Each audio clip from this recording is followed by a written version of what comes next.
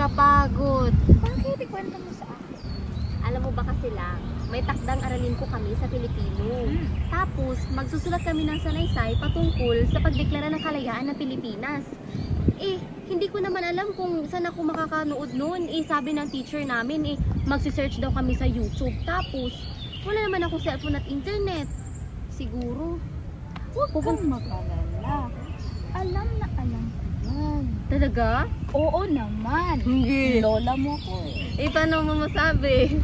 Kasi, nung mga panahon iyon, noong Hunyo 12, 1878 sa Kawit, Cavite, ang nangyari noon ay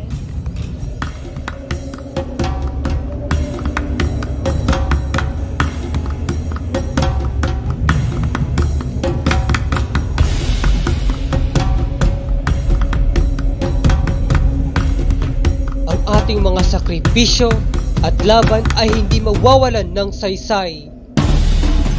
Ulitin ang sedula! Ulitin! Buhay! Ang katipunan! Mabuhay! Sulong!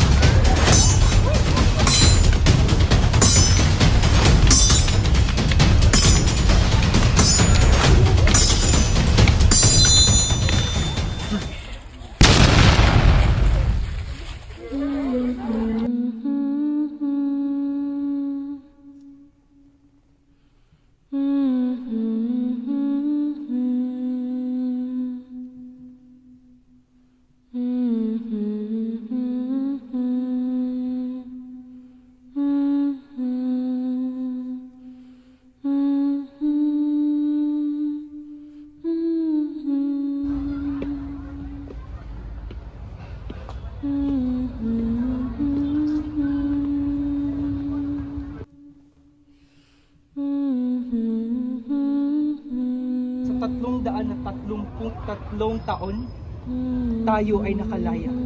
Kalayaan para sa Pilipinas!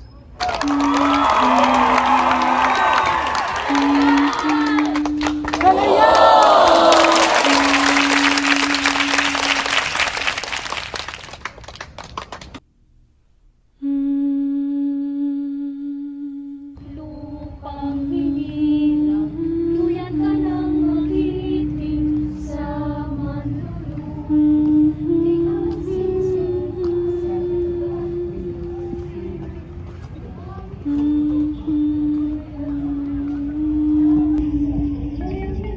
Ako at yun na ang huling nangyari. Nakuha mo ba?